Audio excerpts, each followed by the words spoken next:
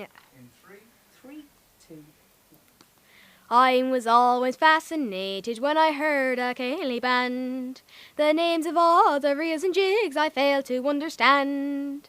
I often thought its characters did not exist at all, until lately in my dreams one night I met and seen them all. I met with sporting Paddy, he was courting bonny Kate, down in the Sally Gardens with a pigeon on the gate.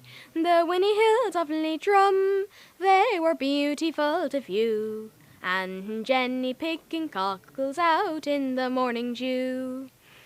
I next met Tim Maloney, in my dreams he did appear. He got wed to drowsy Maggie, and he said he loved her dear.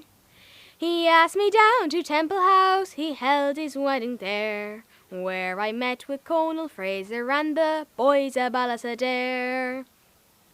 I met the yellow tinker, he was present there that night, and he hit our rakish Paddy and they both began to fight.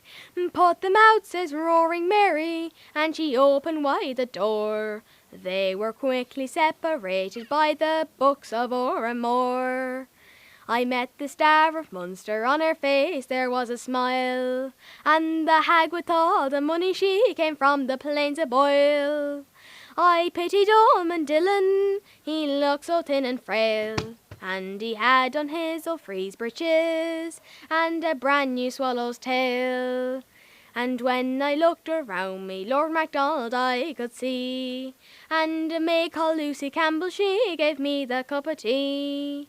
I saw the ships a-sailing as it came into the dock, and upon the deck with Jackie Coman was the sailor on the rock. A gentleman shook hands with me, and this to me he said, "Sir, I am the Duke of Leinster, and I wed the Sligo maid." Dr. Gilbert, he was present, he came there on a sick call, and he said it was the broken pledge that caused Tom Moore's downfall. The traveller and the scholar, sure they were among the crowd, and a maid called Scottish Mary and the well-known Miss MacLeod, not forgetting the Irish washerwoman, though I thought her rather shy, as she washed the mason's apron and hung it out to dry. The cook was in the kitchen, by her side the gatehouse maid. They were cooking Jenny's chickens, on the table they were laid. The laughter from the tap room could be heard both near and far, when they saw their wandering minstrel kiss the maid behind the bar. The dawn sure it was breaking, and it was time for us to part. The green grows of Erin to the girl who broke my heart. The wind it shook the barley, and the flax she was in bloom, and the skylark she was singing as I lay there in my room.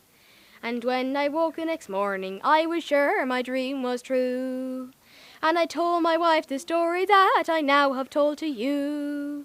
She says, "Pat, I do believe you, but as far as I could see, you were far too busy dreaming, and you had no time for me."